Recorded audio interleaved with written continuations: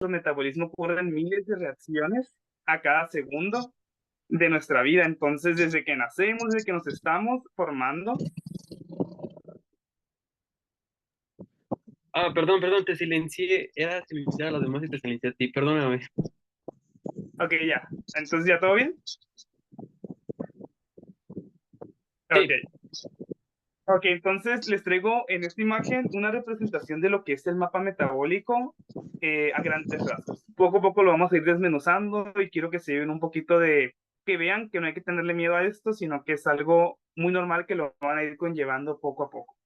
Entonces, voy a iniciar con una frase que me gusta mucho en el área de la bioquímica, que dice que la bioquímica es una herramienta poderosa que nos permite entender el funcionamiento de nuestro cuerpo y buscar tratamientos a las enfermedades.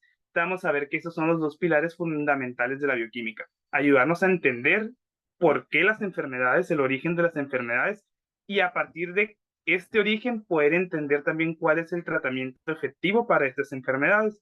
Entonces, la bioquímica nos ha dado los fundamentos, gracias a Dios, de todas estas enfermedades, y aparte nos ha ayudado también con muchas pruebas diagnósticas. Ok, si me llego a trabar o me voy a escuchar borroso, pónganme rápido por el chat o algo para ir más despacio. Si no se llega a entender, pues ir un poquito más lento. Muy bien, entonces la famosa definición de qué es la bioquímica. Muy bien.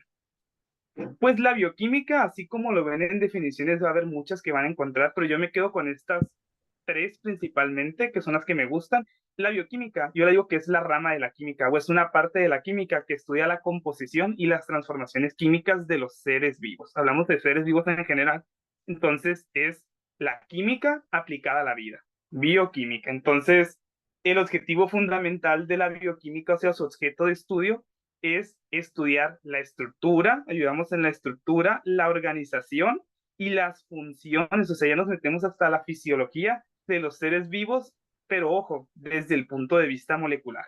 Nosotros no hablamos a nivel de órganos o sistemas, hablamos de las enfermedades a nivel miniatura, átomos, moléculas, nos podemos meter a macromoléculas, pero hablamos a miniatura. Entonces, es la parte que es lo que a muchos se les complica, pero no es nada de otro mundo. Vamos a ir viendo. Hay otras definiciones también que le han dado a la bioquímica, como que dice que la bioquímica es el estudio de las moléculas y las reacciones químicas de la vida o que suceden en la vida.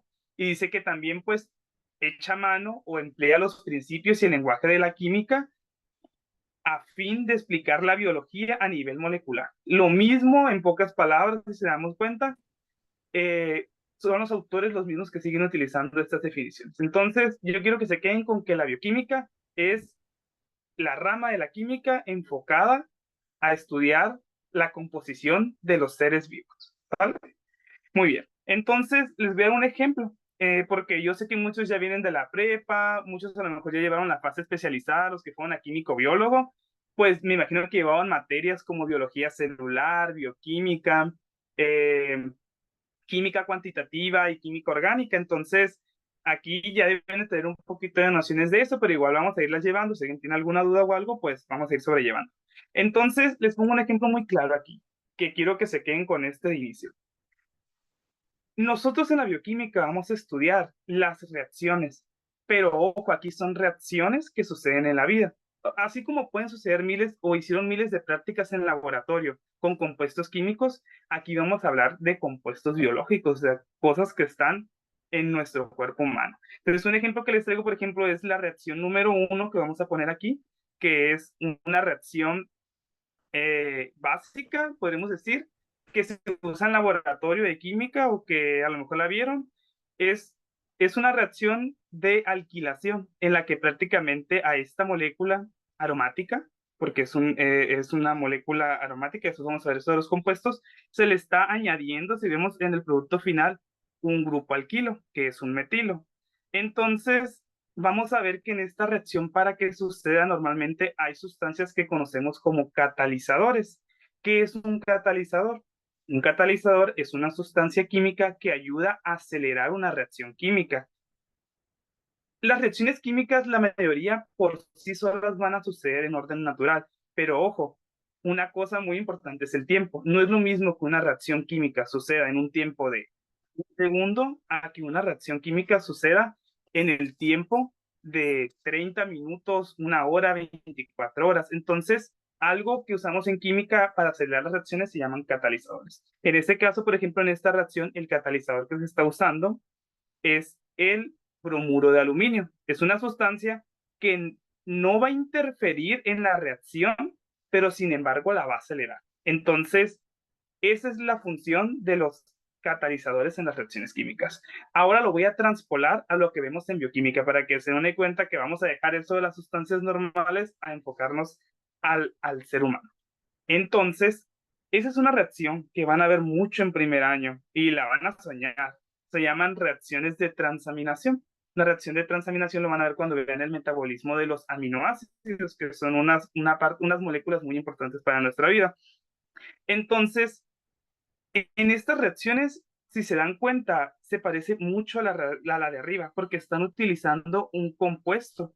Están utilizando un compuesto que no participa en la reacción directamente, pero ayuda a acelerarla. Esta es el mismo catalizador, solamente que aquí va a haber una cosa: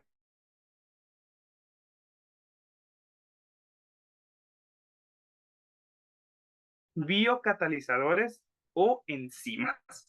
Y la principal característica es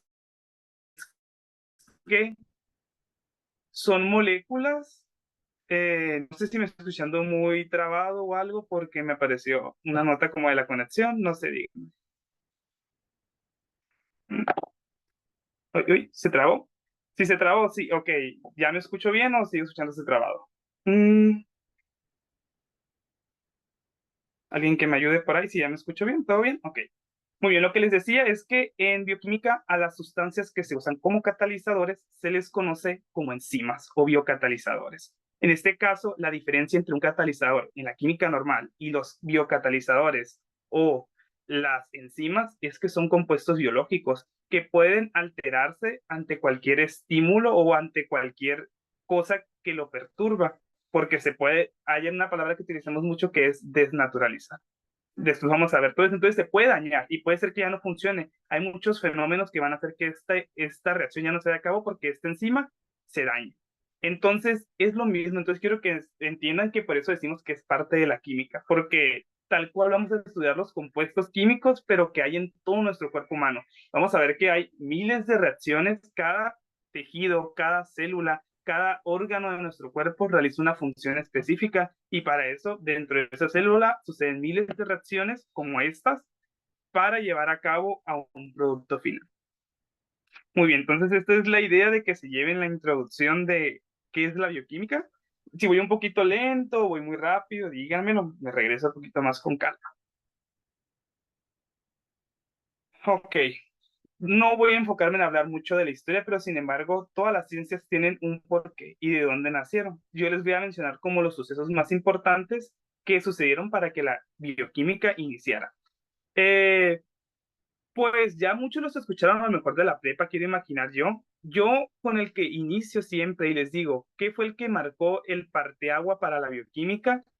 Es Wöhler, en 1828. Wöhler fue el primer químico que a partir de un compuesto inorgánico, un compuesto que había en un laboratorio de química X, pudo sintetizar un compuesto que producía un ser humano. En ese punto, Wöhler no sabía lo que había hecho, tal cual él no supo qué tan exitoso fue su experimento hasta que años después vieron que Wöhler fue el que inició con esto de la química. O sea, cómo a partir de una sustancia que no está en nuestro cuerpo, que es tóxica para nosotros, que aquí lo tengo en esta reacción, él es Wöhler, que es el cianuro de amonio, es altamente tóxico para nosotros esa sustancia, él al calentarlo obtuvo una sustancia biológica que es producida por nosotros diariamente millones de moléculas, que es llamada urea. La urea, pues es una sustancia de desecho que genera el riñón, tóxica para nosotros. Entonces, Wöhler en ese momento se dio cuenta que a partir de una sustancia inorgánica que no estaba presente en ningún organismo, pudo sintetizar urea, que es propiamente de nosotros. Entonces, a partir de ahí empezaron a hacer miles de estudios tratando de investigar estos compuestos que estaban dentro de nosotros. Después ya vino Helsinki y propuso el término bioquímica para una rama de la química especializada en la biología. Luego, otro suceso de los más importantes que les señalo aquí es el de 1897, que es cuando Buchner ya encuentra el funcionamiento de las enzimas. Algo que les estoy diciendo ahorita es lo que marcó la química, la bioquímica, el nacimiento de la rama que se llama enzimología, el estudio de las enzimas. Porque todo nuestro cuerpo, todas estas reacciones se llevan a cabo por enzimas. Todo nuestro metabolismo está regulado por enzimas.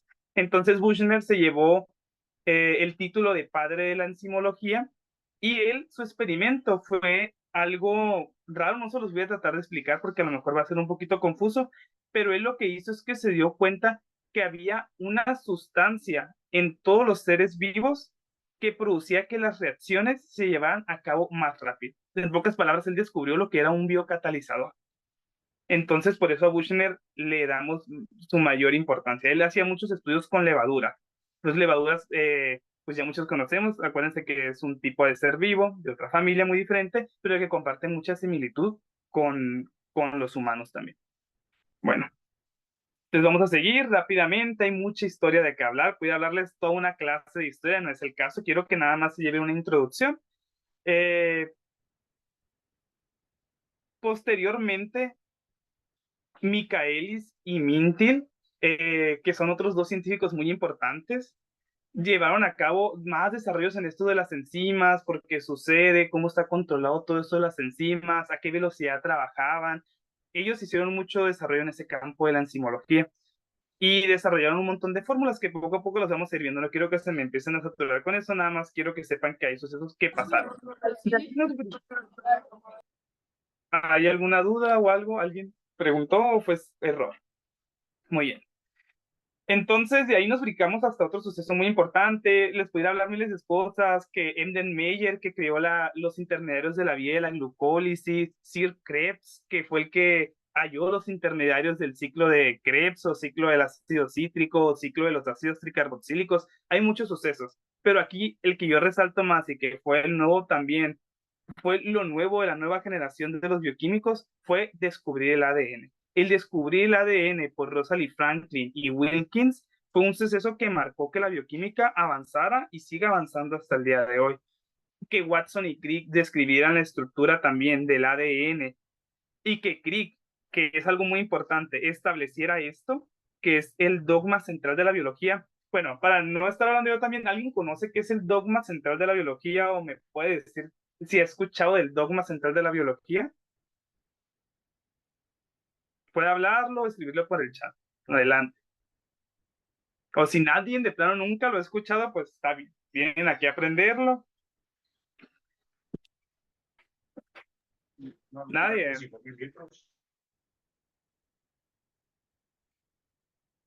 Ni idea. La verdad, no.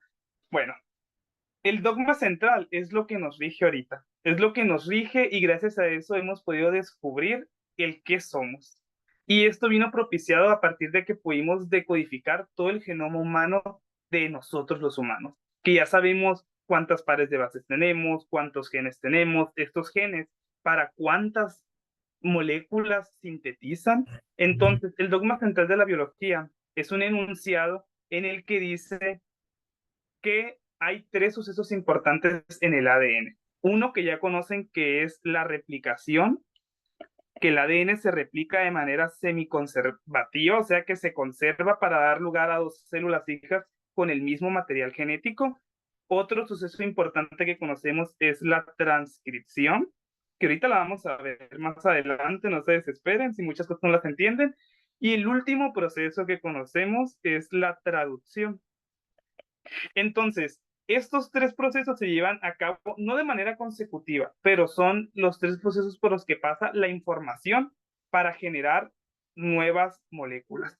En el ADN de nosotros están codificadas todas nuestras moléculas y todo de lo que estamos compuestos, pero este ADN se tiene que imprimir de una manera, por así digámoslo, para llevar esa información a que alguien lo entienda y sintetice las cosas que necesitamos, ¿sale? Entonces, el dogma central de la biología se refiere a esto, a los 3 procesos claves. Más adelante lo tengo, también lo vamos a replicar mucho. Me imaginaba, yo pensé que alguien ya lo tiene el conocimiento, pero bueno, ya se llevan algo nuevo para que lo investiguen. Los procesos de replicación, transcripción y traducción, que en sí ellos 3 forman lo que es el dogma central de la biología. No sé si a alguien no le quedó claro o tenga alguna duda. Más adelante vamos a seguir hablando de eso. No sé. Muy bien. Para seguir avanzando y dejar un poquito la historia de lado, porque les digo, puedo hablar de esto 1 hora de historia, pero no es el caso. Muy bien. Los hitos de la bioquímica. ¿Alguien sabe qué es un hito o a qué nos referimos en medicina o en las ciencias cuando referimos hitos? Los hitos del desarrollo, los hitos del crecimiento. Muy bien.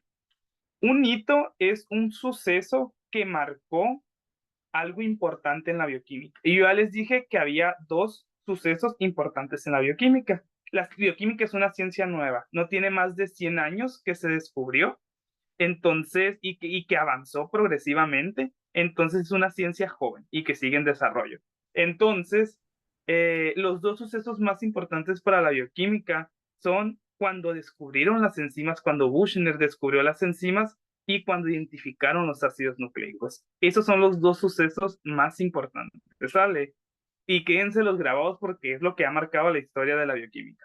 Bueno, aquí y de igual manera les vuelvo a poner el dogma central de la biología. Aquí está, para que lo vean una vez más, se memoricen, se lo aprendan, se lo tatúen ahí, porque es lo que van a estar viendo. Entonces, aquí lo tengo. Es una imagen consecutiva, si lo ven, los mismos 3 procesos que les dije. Replicación, transcripción, como es la molécula final, que en este caso es una proteína, en este caso, ¿sale? Entonces aquí está una imagen, está muy didáctica, muy fácil de aprender. No se desesperen si no lo entienden ahorita todo. Lo van a ir viendo. Vienen materias que lo van a seguir viendo. Lo van a ver en biología molecular el próximo año, en segundo año. Entonces, no se desesperen si no lo entienden ahorita de momento. Muy bien. Bioquímica y medicina. Vamos a avanzar al siguiente tema, que es ¿por qué fregados nos dan bioquímica en medicina? O sea, ya ahorita me imagino que ya muchos dicen, no, pues sí, ya veo que sí es importante la bioquímica, pero ahora sí les voy a adentrar un poquito para que se lleven el por qué la bioquímica sí tiene aplicación médica, por qué sí es importante tener buenas bases, por qué sí la bioquímica, en pocas palabras. Muy bien. Voy a agrandar un poquito esto, la imagen. Nada más. A ver, ahí está. Muy bien. La función de la bioquímica en la medicina nos ayuda a 2 principales cosas, que no se les olvide. A entender la fisiopatología de la enfermedad. Esa palabra suena muy fea, yo sé, y si muchos no la entienden, la fisiopatología es el por qué sucede y cómo sucede una enfermedad, ¿sale? El por qué, el origen y cómo va avanzando esa enfermedad, qué procesos pasan para que se desarrolle esa enfermedad en nuestro cuerpo. Esa es la fisiopatología. Entonces, la bioquímica, gracias a sus estudios, nos ha ayudado a determinar por qué suceden las enfermedades y cómo van avanzando esas enfermedades para desencadenar la afección o la enfermedad que nos hostiga. Y la segunda función importante de la bioquímica en la medicina es ayudar a los tratamientos eficaces de la enfermedad. Cuando pasen a tercer año, Dios quiere, van a llevar una materia que se llama farmacología, que va a ser su sentencia de muerte para muchos, a lo mejor a algunos se les facilita, pero van a ver que la bioquímica y la farmacología son hermanas siamesas, son nacidas de la misma rama y tienen las mismas aplicaciones. Entonces, los tratamientos de las enfermedades están establecidos y van en relación también con los fenómenos bioquímicos de nuestro cuerpo. Muy bien.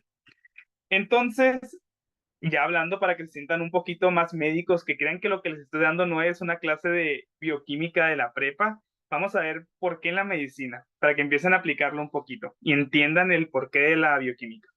Ok, durante 1900, un médico inglés llamado Archibald Garrod describió varias enfermedades. Aquí están nombres muy raros, ahorita se los voy a tratar de describir: alcaptonuria, albinismo, cistinuria, pentosuria. A ver, pónganme por el chat si alguien conoce alguna de estas enfermedades, póngame, yo sí conozco una. ¿Alguien conoce alguna de las enfermedades que está aquí? ¿O ha escuchado de las enfermedades estas? Sí, albinismo dicen. Muy bien. Sí, los albinos, me imagino mucho. Muy bien, ahorita van a entender. Qué bueno que saben que es el albinismo y que lo han visto, porque ahorita van a entender y se van a quedar por qué sucede el albinismo. Ausencia de melanina, muy bien, Michelle. Excelente, muy bien, qué bueno que tienen nociones. Entonces, Garro describió estas enfermedades como errores innatos del metabolismo. Ellos vieron que los pacientes eran enfermedades congénitas que traían, que había algo malo en ellos desde que nacían. Hay algo que les falta para que sinteticen tales compuestos. Por eso los empiezan a almacenar en su cuerpo. Estos pacientes tienen concentraciones de metabolitos que no deben de estar ahí tan altos. ¿Qué está pasando? Hay una enzima que les está haciendo falta para que esto se metabolice y pueda llevar a cabo su eliminación. Ellos se dieron cuenta y dijeron, entonces hay errores que tienen que ver con el metabolismo de ciertos productos y, no, y tuvieron mucha razón en lo que ellos dijeron. Ahorita vamos a ver el ejemplo muy común del albinismo. En el albinismo, bueno, ustedes ya saben, ¿alguien tiene una duda? Levantó la mano. ¿No? ¿Todo bien? Ok. Ustedes, me quiero imaginar que ya muchos sabemos que lo que nos da nuestro color de piel es la melanina, es nuestro pigmento natural, ¿sale? Hay más tipos de pigmentos, feomelanina, que nos dan los tintes anaranjados, rojizos, pero hay personas pelirrojas, rubias, más rubio más claro, rubio más oscuro, porque hay distintos tipos de concentraciones de melanina en nuestro cuerpo, pero hay personas con las diferentes razas y los diferentes colores. En nuestro cuerpo, la melanina se sintetiza a partir de un aminoácido que está en nosotros, que se llama tirosina. La tirosina lo consumimos normalmente en las proteínas, es un aminoácido, entonces están las proteínas, que sufre unas transformaciones, una serie de reacciones químicas. Primero se convierte en levodopa, después vamos a hablar de la levodopa, la van a hablar ustedes mucho. Luego se convierte en otro intermediario que se llama levodopaquinona, y luego por una enzima llamada tirosinasa se convierte en feomelanina y eumelanina, que son los dos pigmentos de nuestro cuerpo principales. Hay más.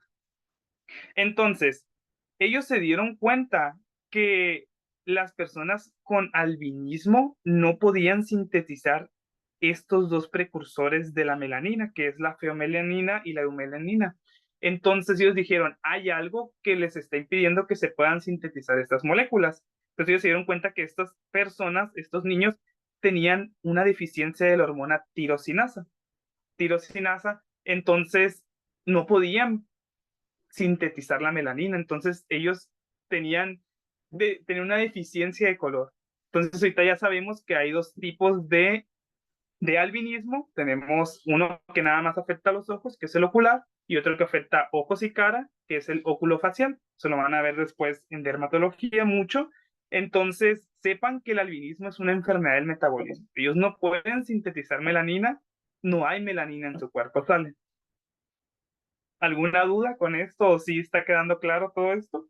Muy bien, entonces así como hay enfermedades como el albinismo en el que no se puede sintetizar la melanina o no se puede llegar a producir la melanina, hay enfermedades, por ejemplo, como la alcaptonuria, que a lo mejor la ven también después, es una enfermedad muy rara, metabólica, en el que las personas, hay una triada muy común de estas personas, hacen una orina pero muy café, negro casi.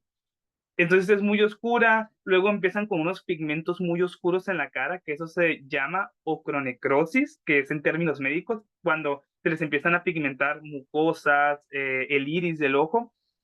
Entonces tienen ese pigmento, entonces es porque hay un compuesto que ahorita lo vamos a ver, que es algo más raro, que se empieza a almacenar en su cuerpo, que los hace que se tiñen de ese color, esas partes, y que empiecen a orinar de ese color tan café. Muy bien. Otro de los aminoácidos de los que estamos hablando ahorita es la fenilalanina. La fenilalanina se puede transformar, vaya, en tirosina, igual que acá lo habíamos visto. La tirosina es muy importante en nuestro cuerpo. Entonces la tirosina puede seguir, ya vieron, esta ruta metabólica hacia acá mediante esas enzimas, o puede seguir otra ruta metabólica que es importante, que es la de formar ácido homogentísico y luego formar otros compuestos para ir a entrar al ciclo de Krebs. Entonces, hay un problema en unos niños que cuando nacemos es cuando se da cuenta de ese error innato del metabolismo, que no tienen la enzima homogentizato dioxigenasa. Se oye muy feo, yo sé, y no espero que se la aprendan, pero tiene deficiencia de esta enzima, que es la enzima que hace que este ácido homogentísico se metabolice en los intermediarios del ciclo de Krebs y puedan seguirse degradando. El problema aquí es que cuando no esté esta enzima, nos para esta ruta metabólica y hace que este compuesto, que es el ácido homogentísico, se empiece a elevar en nuestra sangre. Y al elevarse en nuestra sangre, pues acuérdense que quien filtra nuestra sangre es nuestro riñón. Todo lo que nos sirve lo va a filtrar el riñón. Entonces, vamos a ver que este ácido gentísico elevado en nuestra sangre nos va a provocar algo que se llama alcaptonuria, que es orinar ese ácido homogentísico, y como no se puede eliminar todo completo, va a haber fragmentos que se van a quedar y nos van a dar ese teñimiento en esas partes que yo les digo. Así como hay esta enfermedad en la que no se puede metabolizar esos metabolitos, por ejemplo, está la cistinuria, en el que es la cistina la que no se puede metabolizar, entonces se empieza a eliminar y provoca que tú orines mucha cistina y eso se llama cistinuria. O hay otra como la pentosuria, que hay unas azúcares que no se pueden eliminar, que se llaman pentosas porque no se pueden metabolizar, entonces lo que van a hacer es que tú orines pentosas, y eso se llama pentosuria. Así hay otras enfermedades, también una que van a ver mucho, que se hace en el tamiz neonatal de los niños recién nacidos, que esa es la primera gotita que le sacan del talón que ya vieron y se hace y que se manda al laboratorio, que se llama fenilcetonuria. Aquí el problema está en un aminoácido, que ya lo vimos ahorita también, que se llama fenilalanina. Las personas con fenilcetonuria no pueden metabolizar la fenilalanina, entonces se empieza a almacenar en la sangre y empiezan a orinar la fenilalanina así tal cual, sin ser aprovechada. Entonces, ya ahorita vieron el por qué la bioquímica tiene este es un campito muy chiquito de aplicación de la bioquímica, hay muchos más. Quiero que sepan que ha avanzado tanto en el estudio genético, por ejemplo, lo más reciente, estudiar los oncogenes, que son los genes que nos provocan, eh, nos ayudan a producir cáncer, que regulan el ciclo celular. Todo esto está implicado en la bioquímica y está bajo un control metabólico. Entonces, quiero que sepan la importancia de todo esto. Tengo otro ejemplo aquí que ya llevo bastante del tiempo, pero quiero que les vaya quedando muy claro. No sé si ha habido alguna duda, porque ahorita voy a hablarles de otra enfermedad que tiene su base en la bioquímica, y esto es por lo mismo, para que sepan que lo que les estoy hablando no crean que no les va a hacer. Es prácticamente, y el problema aquí está, chicos, en que al principio se nos hace muy fácil creer que nada de esto nos va a servir y todos pensamos, ay, es bioquímica, hay que dejarla ir. Pero no, después van a entender el por qué no puse atención en bioquímica desde inicio o por qué no profundicé más en esto, y van a ver que todo lo que vean después, y yo sé que lo van a aprender, aún así no le hayan puesto al principio ganas a la bioquímica, se van a dar cuenta y se van a arrepentir, que hubiera sido mucho más fácil entenderlo desde este punto de vista. Muy bien, entonces les voy a hablar de una enfermedad que es rara y no tan rara, depende de la parte de donde estemos. Bueno, se llama enfermedad de células falciformes, o en muchas partes es conocida como drepanocitosis. Y hay una diferencia ahí, porque a la enfermedad hay una discrepancia entre esos términos. No se los voy a explicar ahorita porque no quiero que se me enreden, pero sepan que la relacionen con la misma enfermedad. Drepanocitosis es igual a enfermedad de células falciformes. Muy bien, en esta enfermedad el problema está en una mutación en una de estas moléculas que se llama ADN, que yo creo que ya lo conocieron, el ácido desoxirribonucleico. El ADN, pues es el que les digo, nos codifica para las proteínas de todo nuestro cuerpo y todos los metabolitos que están ahí. Entonces, en un ADN normal, pues el grupo de moléculas que se van a sintetizar, pues obedecen un orden normal. En este caso, por ejemplo, aquí se va a sintetizar un aminoácido glutamato, porque así lo dice nuestro código genético, que este es el aminoácido que va en ese lugar y en esa posición específica. El problema está aquí cuando nacemos con una mutación que nos cambia tan solo un par de bases, una letra que nos cambia nada más, y hace que todo se venga y se derrumbe una afección muy grande, porque el cambiarnos una letra nos va a cambiar completamente el aminoácido que codifiquemos. Por ejemplo, aquí lo normal era que codificara para en esa posición, digamos que este es el aminoácido 17, en el aminoácido 17 tiene que haber glutamato. Pero si tenemos esta mutación en el aminoácido 17, vamos a tener otro aminoácido que se llama valina. Y que, aunque crean o no, cada aminoácido es especial y es único porque tiene sus características. Entonces, el cambiar a valina este aminoácido nos causa un problema muy grande. Ahí vamos a explicar por qué. Entonces, ya saben dónde está el problema. El problema viene de una mutación en el ADN. Entonces, ¿cómo esta mutación nos va a generar un problema muy grande? Muy bien. En nuestra sangre, pues ya sabemos que están los glóbulos rojos ahí. En estos glóbulos rojos hay algo muy importante que es una proteína que se llama hemoglobina, que es la que nos ayuda a transportar el oxígeno a todos nuestros tejidos. Pues la hemoglobina es muy importante porque sin ella, pues no pudiéramos tener el oxígeno en nuestras células y que las células llevaran a cabo su metabolismo. Entonces, vean que la hemoglobina normal está compuesta por cuatro bloques así, vean, cuatro bloques específicos que las llamamos cadenas en biomedicina, pero son cuatro bloques de construcción. Esa es la hemoglobina normal y se llama hemoglobina tipo A, que es la más predominante en nuestro cuerpo. Tenemos un 90%, 90 y tantos de hemoglobina tipo A, un poquito de hemoglobina tipo B y un poquito menos de hemoglobina fetal, que es con la que venimos embriológicamente. Entonces, la más predominante es la A y es la que debe haber en nuestro cuerpo normalmente. Y es la que nos da forma que los eritrocitos tengan su forma normal, su estructura normal, todo normal. Entonces, el que en esta proteína que estábamos viendo aquí, que estaba mutada, hay una valina. De hecho, esta codificación es para la hemoglobina, para una de las cadenas de la hemoglobina, pero que esté mutada nos hace que estas cadenas que vean aquí abajo, que son estas dos, tengan una forma diferente. Y sí, sí nos van a servir para hacer la misma función, pero va a haber una particularidad aquí muy importante, es que esta proteína va a estar de una disposición muy diferente. En vez de ensamblarse en bloquecitos de 4, va a hacer que se me ensamblen en bloques muy grandes y eso a mí no me sirve. No me sirve porque si estos bloquecitos de 4 me daban la estructura a mi eritrocito normal, estas cadenas muy largas nos van a hacer que nuestros eritrocitos se deformen. Y al hacer que se deformen son más susceptibles a que se destruyan o a que se anden pegando por cualquier vasito de nuestro cuerpo. Entonces, eso va a provocar que tengamos ciertos trastornos, o sea, que nuestros eritrocitos o glóbulos rojos empiecen a morir más pronto o que ocasionen oclusiones en muchas partes de nuestro cuerpo. Mami, a ver, no hay nada Entonces, por eso. Ponen bien yo creo que alguien tiene el micrófono prendido, ahí está bueno. Entonces, quiero que con esto se den un panorama para que no se me aburran de aquí en adelante, que lo que les voy a hablar no tiene nada que ver con medicina, todo tiene un porqué y por qué les estoy enseñando esto. No sé si alguien tenga alguna duda hasta aquí. Sí, hasta aquí me han logrado entender en cierta parte que, bueno, yo sé que hay miles de cosas que no están identificadas con ellas, pero poco a poco lo van a ir aprendiendo, lo prometo. A ver, Daniela. Ah, sí, yo tenía una pregunta. Por Dime. ejemplo, no sé mucho del vitiligo, pero también es un error del metabolismo o solamente Muy bien. Mira, ocurre es con la que el edad. vitiligo es algo más, todavía más profundo. El vitiligo es una enfermedad inmunológica en el que nuestro cuerpo, nuestro sistema de defensa, que es el que nos protege contra todo el mundo exterior, empieza a reconocer las cosas que son de nosotros como algo completamente anormal. Entonces, el vitiligo a los melanocitos, que son las células que producen la melanina, los identifica como algo raro, algo que no está bien, eso no está bien en nuestro cuerpo, que crea que algo de nosotros es algo raro, eso no está bien, eso se llaman inmunodeficiencias.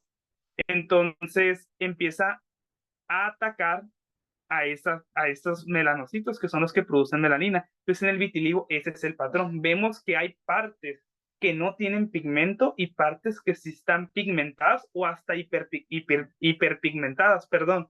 Entonces hay ciertas partes que está destruyendo el mismo sistema inmune y hay partes que no. No sé si me doy a entender o lo entendiste.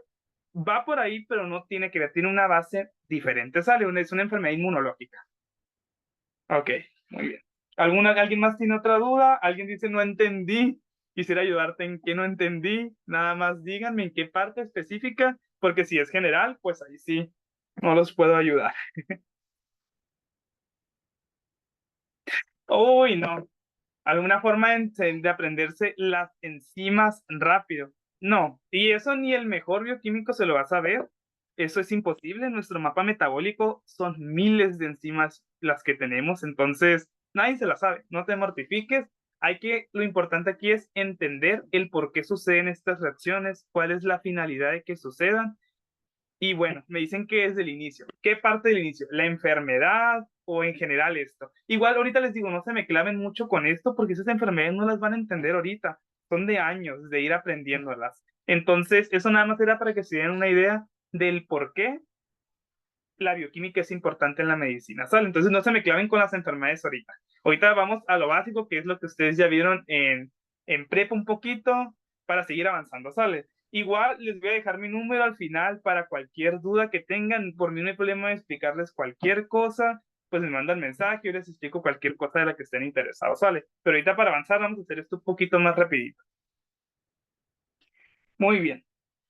Entonces, seguimos. Entonces, yo les podría dar una definición hablando bioquímicamente de qué es salud y qué es enfermedad en bioquímica. Yo diría que salud es la situación en la que miles de reacciones que suceden en nuestro cuerpo, dentro y fuera de nuestras células, siguen un ritmo normal o proporcionado con la supervivencia del organismo bajo la presión tanto de desafíos internos como externos. Salud en bioquímica es eso, que todas estas reacciones se lleven a cabo de manera normal. Eso quiere decir que estás sano. Y aunque tú demandes que estas se lleven más rápido, se puedan realizar más rápido. Entonces, una enfermedad vendría cuando estas reacciones no se llevan a cabo o cuando hay algún factor que detonó que no se puedan llevar a cabo. Llamémosle a este factor lo que sea. Un virus, una bacteria, una mutación que ya la vimos. O sea, que estas cosas estén presentes y que hagan que no se puedan llevar a cabo estas reacciones es lo que llamamos enfermedad en bioquímica, ¿sale? Entonces, muchas de las enfermedades son anomalías o mutaciones que están en los genes, ya vimos en el ADN, en las proteínas, que son las enzimas prácticamente, en las reacciones químicas o en los procesos bioquímicos. Si está mal alguna de estas cuatro cosas, ténganlo por seguro que vamos a tener una enfermedad en nuestro cuerpo. Entonces, la bioquímica y la medicina están, miren, agarraditas de la mano, porque sabemos que las enfermedades no son nada más y nada menos que sucesos bioquímicos que salieron mal. Entonces, un problema en los ácidos nucleicos, que son las macromoléculas de la información, nos van a ocasionar todas las enfermedades genéticas. ¿Qué enfermedades genéticas conocen? Me imagino que síndrome de Down, Klinefelter, si han escuchado de él, Turner, hay muchísimas enfermedades genéticas. El enanismo, que tiene un nombre por ahí que también es específico. Hay muchas enfermedades genéticas, entonces son problemas en los ácidos nucleicos, ¿sale? Problemas en las proteínas, ya les acabo de volar uno y aquí vuelve a estar, es un ejemplo clarísimo. La anemia de células falciformes es una mutación en una de las proteínas que conforma la hemoglobina. En los lípidos, por ejemplo, ¿qué enfermedades en los lípidos me puede dar a mí enfermedades en mi cuerpo? Por ejemplo, una acumulación excesiva de líquidos y la inflamación nos va a ocasionar, por ende, siempre aterosclerosis, que es una enfermedad en la que prácticamente se empiezan a acumular mucha grasa adentro de los vasos sanguíneos. Entonces, esta grasa que se empieza a acumular dentro de un vaso sanguíneo puede llegar hasta ocluirlo casi en un 90%, haciendo pues que creen que la sangre que pasaba por ahí pues ya no pasa. Entonces esto va a llevar a que sucedan múltiples infartos, que es lo que ya sabemos que han visto en el corazón, o puede suceder en el riñón, o puede suceder en la cabeza, que eso lo llamamos como ictus o enfermedad cerebrovascular, EBC. Entonces también tenemos enfermedades que afectan a los carbohidratos y la más común que la van a ver de diario en consulta cuando sean médicos es la diabetes mellitus, que desafortunadamente, afecta a millones de mexicanos y el problema está en que hay una hormona que se desensibiliza y no permite que podamos aprovechar los carbohidratos, que es nuestra principal fuente de energía. Entonces creamos una llamada resistencia a la insulina, que recuerden que la insulina es la hormona que ayuda a meter el azúcar o los carbohidratos dentro de las células para que podamos obtener energía. Y cuando esta insulina no hace su chamba de meter esta energía o estos carbohidratos dentro de la célula, pues ocasiona que se empiece a acumular arriba. Arriba, ¿en donde digo? En la sangre. Empieza a acumularse la glucosa en la sangre y eso nos provoca una hiperglucemia. Y esa hiperglucemia, pues no es nada más y nada menos que la presentación clínica de la diabetes mellitus. Entonces vean que todo tiene en bioquímica un porqué y las enfermedades tienen una base bioquímica. Entonces yo les puedo decir a grandes, sí, exacto, William no había visto el enanismo, se me fue la palabra ahorita, es acondroplasia, ese es el término, el síndrome es de acondroplasia, ese es el enanismo clínico. Muy bien, dato muy interesante. Los carbohidratos son nuestra principal fuente de energía. Y eso, de memoria, apréndanselo. Si en nuestro cuerpo, en nuestra dieta, nosotros ingerimos lípidos, proteínas y carbohidratos, lo primero que va a utilizar su cuerpo de todo eso van a ser los carbohidratos para obtener energía. Ok, entonces la bioquímica y sus ramas o sus hermanas, les digo, son las siguientes. Entonces, se van a acordar de mí cuando lleven biología celular y molecular, cuando lleven inmunología, cuando lleven genética, cuando lleven patología, farmacología y nutrición. Porque yo les digo que son las siameses de la bioquímica, porque en todas ellas van a volver a estas bases de la bioquímica, las van a estar repitiendo. Después les digo, ahorita si no lo entienden muy a fondo, no se mortifiquen, lo van a seguir viendo primer año, segundo año, tercer año, hasta cuarto, que es cuando van a llevar nutrición, ¿sale? Entonces, no se me desesperen por muchas de las cosas que no entienden. Muy bien. Entonces, ¿hacia dónde va la bioquímica? ¿Qué diferencia tienen los carbohidratos de las calorías? Muy bien. Una pregunta muy de nutrición, pero ahí va la respuesta. Las calorías en nuestro cuerpo todo se metaboliza a energía. Y nosotros decimos que estas macromoléculas, hablándonos de lípidos, carbohidratos y proteínas, requieren una energía para ser quemadas, digámoslo así, o metabolizadas. Esta energía para ser quemadas o metabolizadas les llamamos calorías. Y estas calorías nos dicen el cuánto nosotros debemos de generar energía para quemarlas. Por ejemplo, veamos el ejemplo. 1 gramo de carbohidrato nos va a generar 4 kilocalorías. O sea, 1 gramo consumir de carbohidrato nos genera 4 kilocalorías.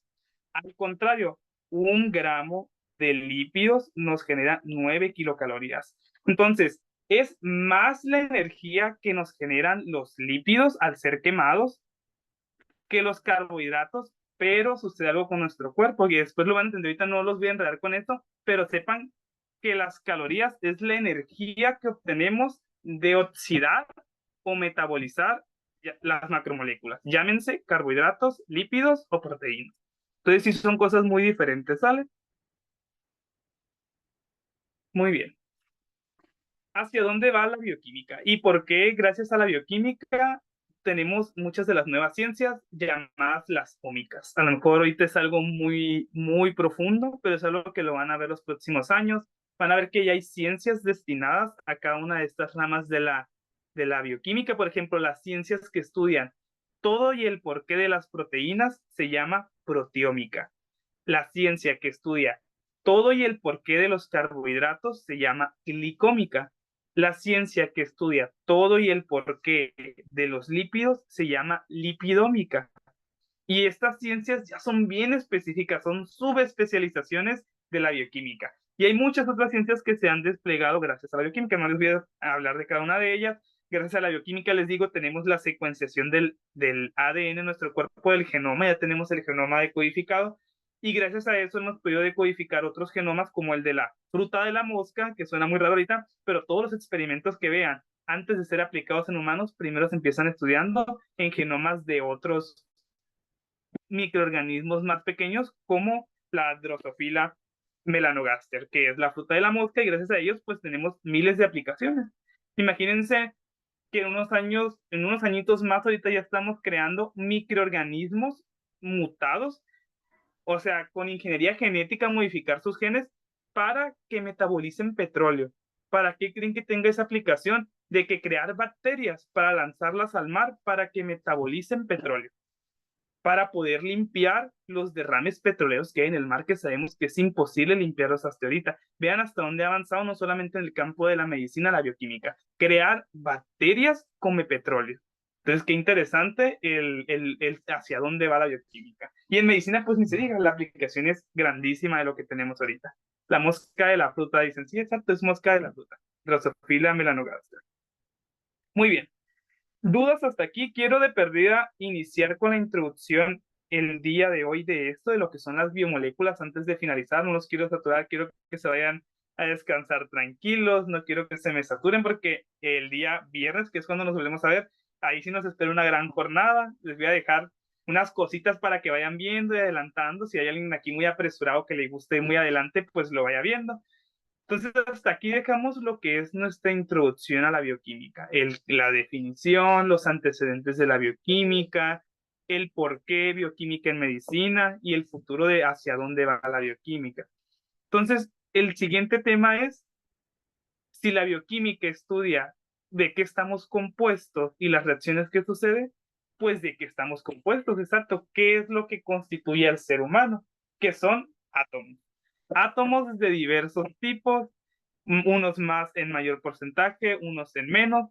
Entonces aquí vamos a entrar con dos conceptos muy importantes que son los que llamamos elementos principales y elementos trazas. Trazas o también en general son llamados oligoelementos. Y aquí tenemos una imagen de la tabla periódica, que imagino que ya la vieron mucho en química.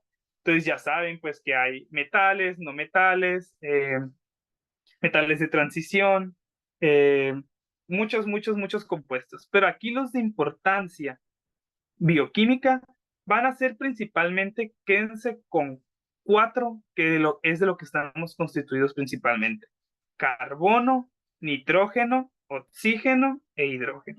Estos cuatro elementos estamos constituidos principalmente.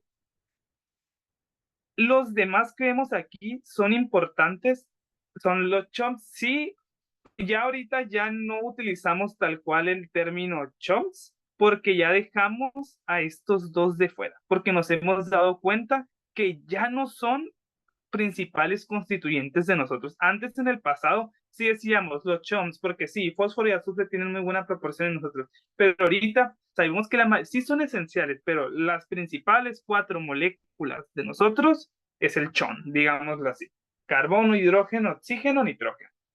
Dejemos al fósforo de un ladito, vamos a ver que sí tiene importancia. Vemos muchos más metales, ¿cuál? Sodio, magnesio, fósforo, azufre, cloro.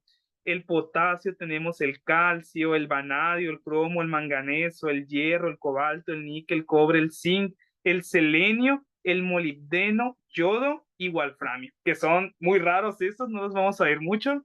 Y pues aquí está. Entonces aquí está una de estas, me gusta mucho ver hasta la tabla periódica, me sé de memoria, me gusta mucho la química, de hecho sí me sé los 118 elementos de memoria, y sí se puede aprender, ¿sí? No crean que no, no les digo que se los aprendan, no es porque les va a servir, yo lo estuve viendo muchos años, pero carbono mejor así es, sí. Los cuatro elementos y se los aprenden, yo me doy por bien pagado, ¿sale? Muy bien, entonces les digo, voy a dejarles un poquito con la introducción para adelantar un poquito, pero unos 15 minutos más ya para irnos. Y pues espero me pongan atención y no estén saturados. ¿Cómo andamos? No ha habido dudas, preguntas, han dado muy callados, de plano. Tampoco los tengo muy asustados. Todo bien, muy bien. Muy bien, entonces, gracias a un químico, bendito químico, que nos impulsó la química moderna, que se llama Antonio Lavoisier, yo a lo mejor lo escucharon mucho en prepa, Lavoisier, un francés, un químico francés, que él nos ayudó y brindó la marcha a toda la química nueva. A toda la química nueva, gracias a él tenemos muy bien estructurada. Alguien, a ver, pregunta de cultura general, digo yo. ¿Alguien sabe quién hizo hizo el primer boceto de la tabla periódica? ¿Alguien se acuerda? Es cultural. Si no se lo saben, me va a sorprender el que se lo sepa, la verdad. O alguien que le gusta mucho la química o puso atención en las clases de química, ¿alguien se acuerda? ¿No? El primer boceto fue un boceto muy raro, había muy poquitos elementos en ese entonces. Bueno, Mendeleev, muy bien. Mendel, no. Mendel fue el de la teoría de los genes, ¿sale? Mendeleev, así es. Mendeleev, así es. Él fue el primero en postular una primera tabla periódica en la cual se basaron muchos y empezaban a mejorar a partir de eso. Así, Mendel, teoría genética. Mendel era un fraile que trabajó con semillitas para ver genética, ¿sale? Mendeleev trabajó con elementos químicos para ver tablas periódicas y hacer tablas periódicas. Muy bien. Entonces, características de la tabla periódica que nos importan a nosotros, ustedes próximos médicos, a entrar. Menos de 30 elementos de los 118 que están en la tabla periódica nos sirven hablando bioquímicamente, ya les enuncié cada uno de ellos. La mayoría tienen un número atómico bajo y eso tiene un porqué.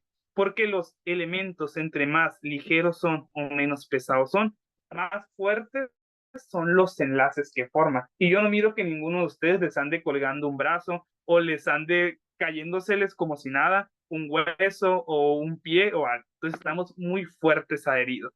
Y es gracias a estos enlaces que están formando sus átomos. Denle gracias a ellos. 4 elementos son los más abundantes en términos de porcentaje. Ya les dije, no se les olvide, el chon. Carbono, hidrógeno, oxígeno y nitrógeno. Sueñen con él toda la noche.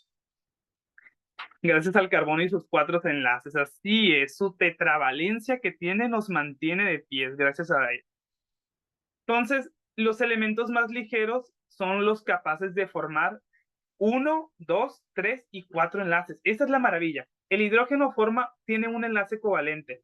El oxígeno tiene 2 enlaces covalentes. El nitrógeno tiene 3 enlaces covalentes y el carbono tiene 4 enlaces covalentes. Por eso les digo que son los cuatro mosqueteros, no son 3, son los 4 mosqueteros, porque forman todo de nosotros. Y les vuelvo a recalcar, los elementos más ligeros forman los enlaces más fuertes. De números atómicos, pues el hidrógeno es el primero, el carbono, ¿alguien sabe qué número atómico es el carbono? A ver, pónganmelo ahí por el chat. ¿Qué número atómico es el carbono? ¿El 12? ¿Quién da más? ¿Quién da menos? A ver. El 4, no, muy bajito. Ya se los puse ahorita. Se los acabo de poner. El 6, así es. 6, no se les olvide ese número mágico. Es el sexto elemento de la tabla periódica. Muy bien.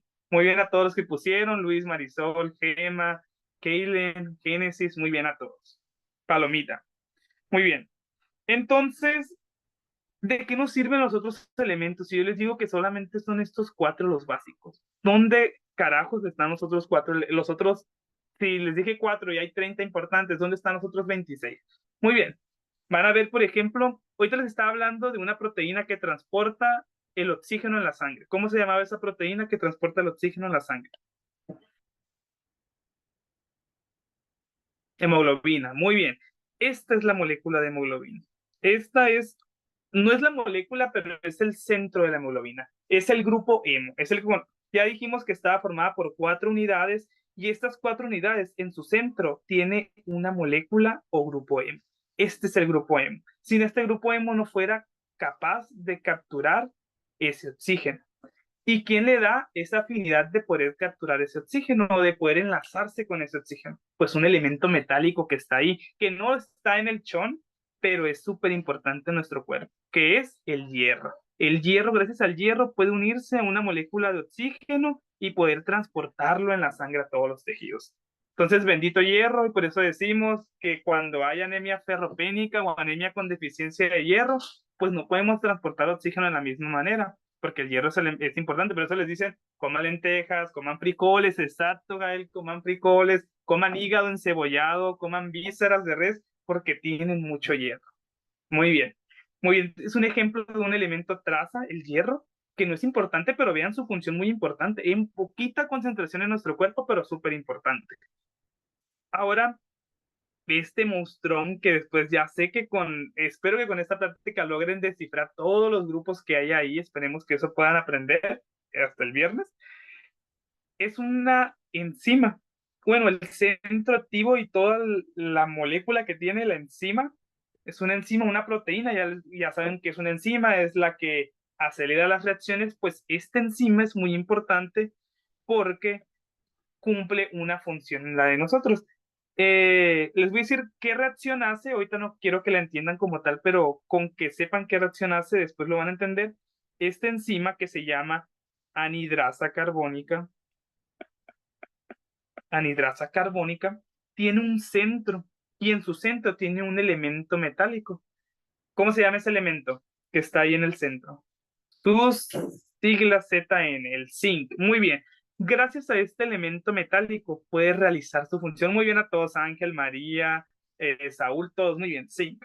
Entonces yo no lo mencioné tampoco como los cuatro, pero tiene un porqué aquí. Pues la anhidrasa carbónica ayuda a que el CO2, que es el dióxido de carbono, se junte con el agua y forme un compuesto que se llama ácido carbónico. Gracias a la anhidrasa carbónica, este gas, que es el que exhalamos, y el agua que está en nuestro cuerpo se pueden juntar para formar este compuesto, que es llamado un ácido volátil. Después van a entender esto de los ácidos volátiles, después van a estar viendo mucho esto y no se me desesperen si no lo entienden, pero bueno, sepan que esta reacción es importante en nuestro cuerpo para poder exhalar el dióxido de carbono. El dióxido de carbono no se transporta de regreso de los tejidos de la misma manera que el oxígeno. Sí, el oxígeno viaja a los tejidos muy unido a la hemoglobina hacia los tejidos, pero de regreso no viaja el dióxido de carbono unido a la hemoglobina. Bueno, no en gran porcentaje. Entonces se transporta como un ácido volátil, que es llamado ácido carbónico. Entonces, si no hubiera anhidrasa carbónica, pues nos estancáramos de dióxido de carbono, llegar a un fenómeno que es cuando se eleva mucho el dióxido de carbono, se llama hipercapnia. Entonces, estuviéramos hipercápnicos con mucho dióxido de carbono porque no tuviéramos cómo sacarlo. Entonces, gracias a la anhidrasa carbónica y a su trabajo en acelerar esta reacción y hacerla que se lleve rápidamente, podemos exhalar rápidamente dióxido de carbono. Todo esto les digo, no se me desesperen si no lo entienden ahorita completamente. Sus clases de fisiología después lo van a volver a ver una y otra vez. Les queda mucho todavía que seguir y que les llame la atención. Les digo, ahorita con levantarles su curiosidad a que vean qué fascinante es el mundo microscópico del cuerpo humano, sí, macroscópico en la anatomía, es súper interesante. Ahora sí nos adentramos a lo microscópico, a lo diminuto de nuestro cuerpo humano. Entonces es genial. Y por eso a los que yo sé que hay muchos científicos aquí que les llama la atención el por qué nuestro cuerpo humano, y gracias a eso tenemos a varios aquí en la carrera, y espero que les apasione mucho la bioquímica y sigan profundizando en eso. Muy bien. Última diapositiva que veo hoy, que es por qué somos carbono.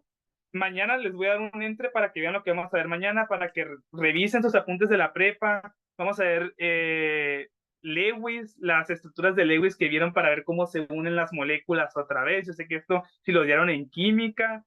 Vamos a ver los grupos funcionales, que esto, si ustedes salen aprendiendo los grupos funcionales de aquí, tienen básicamente el primer parcial asegurado con buena calificación de bioquímica, ¿eh? Entonces, súper importante, porque los grupos funcionales tienen que sabérselo. Muy bien, entonces, para que vean mañana lo que vamos a estar viendo, grupos funcionales y los enlaces. Cómo se une el carbono con el carbono con el oxígeno, el carbono con el hidrógeno, el carbono con el azufre, con el fósforo, con el nitrógeno. Pero muy bien, última diapositiva para que se queden el día de hoy con eso, porque mi profe de bioquímica nunca vino a clase. No me digan eso, ¿no? Bueno, muy bien. Pues a echarle una leidita a sus libros que tienen de la prepa. Yo sé que más de alguno deben de tener por ahí todavía. Muy bien. La química de nosotros los organismos vivos se organiza alrededor del carbono. Y bien dijo ahí el que alababa el carbono, pues yo también lo alabo. Bendito carbono, bendito que está ahí, que forma sus enlaces para darnos estructura a todos nosotros. Muy bien. Pero ¿por qué es el carbono el hombre principal en esa, o el hombre o la mujer? No sabemos ni qué es, a lo mejor es ella, vamos a dejarlo así. ¿Por qué es el carbono? Sale el principal, el protagonista de esta. Porque forma un fenómeno que se llama fenómeno de concatenación. La concatenación es la capacidad que tiene el carbono de unirse a 4 moléculas más. Eso se llama concatenación. O sea, se puede unir a 4 carbonos más, o a 4 oxígenos más, bueno, oxígenos no directamente, o a 4 hidrógenos más. Gracias a esta característica de que tiene 4 electrones de valencia con el que puede compartirlos con 4 moléculas más, ¿sale? Entonces, fenómeno de concatenación, no quiero que se les olvide. ¿Alguien habló? Manuel levantó la mano, no sé si quiere decir algo. ¿No? ¿Todo bien? Entonces queda claro concatenación, no se les olvide. Capacidad que tiene el carbono de unirse a 4 átomos. 4 carbonos, 4 hidrógenos, eso es concatenación. Entonces, gracias a eso, pues aquí el carbono es una molécula tetravalente. Tiene 4 electrones que andan volando por ahí que le permiten pues hacer amiguitos por donde sea, salen, hacer amiguitos por donde sea. Y pues en el espacio estos átomos de carbono pues tienen una configuración distinta, tienen una configuración, no crean que las estructuras como las ponemos aquí son planas. En el espacio las estructuras tienen una forma tridimensional. No estamos en segunda dimensión nosotros somos figuras 3D. Entonces los átomos también tienen que tener figuras 3D para poder darnos nuestra estructura, porque tienen largo, ancho y fondo también. Entonces, pues gracias carbono, como vuelvo a repetir, entonces ningún otro elemento químico puede formar moléculas de tamaños, formas y composiciones tan diferentes como el carbono. Gracias al carbono tenemos las estructuras que tenemos, las formas y la composición que tenemos. La mayor parte de las biomoléculas en nuestro cuerpo entonces van a ser estructuras formadas por carbono e hidrógeno, que las vamos a llamar hidrocarbonadas o hidrocarburos. Y a estas cadenas de carbono e hidrógeno se les van a añadir ciertos grupos, y a estos grupos que sí van a tener elementos diferentes o átomos de elementos diferentes, les vamos a llamar grupos funcionales. Entonces, ¿qué creen que les van a dar? Si todos fuéramos carbono e hidrógeno, pues no tuviera chiste, entonces todas las moléculas fueran igual. Entonces, gracias a que tenemos estos grupos funcionales, es lo que les da las propiedades específicas a cada elemento. Si no, pues que imagínense que todo fuera carbono e hidrógeno. Los carbohidratos son carbono e hidrógeno, los lípidos son carbono e hidrógeno, las proteínas son carbono e hidrógeno. Pues no tuvieran propiedades específicas y no tuvieran la función de cada una de realizar. Gracias a los grupos funcionales, cada molécula, perdón, estaba leyendo el chat, cada molécula tiene sus propiedades específicas. Una por eso tiene polaridad, la otra por eso puede servir para dar sostén, esta molécula sirve para realizar una reacción química, esta estructura sirve para formar otra cosa, todo un porqué de los grupos funcionales. Entonces, quiero que se queden hasta aquí, mañana vamos, sigo con mañana, ya los quiero ver pronto yo creo. El viernes que nos vamos a ver con la segunda y última clase de bioquímica, vamos a ver el por qué el carbono y vamos a seguir viendo los grupos funcionales, el por qué cada uno tiene sus capacidades específicas, sus funciones y las propiedades en nuestro cuerpo. Entonces, pues de mi parte sería todo ahorita. No sé si hay alguna duda general de la clase o algo, o si se aburrieron completamente o está muy potente, ¿cómo lo vieron? No, está bien, ok. Al 100, muy bien, excelente clase, muy bien, ¿no? Cualquier duda estuvo potente, estuvo bien, muy interesante todo, muy bien. No sé si entonces, si hay alguna duda o algo, ¿no? Entonces, pues de mi parte sería todo. Les voy a dejar igual mi número ahí, a ver si se va a perder en el chat por cualquier duda que tengan, me la pueden hacer saber particularmente.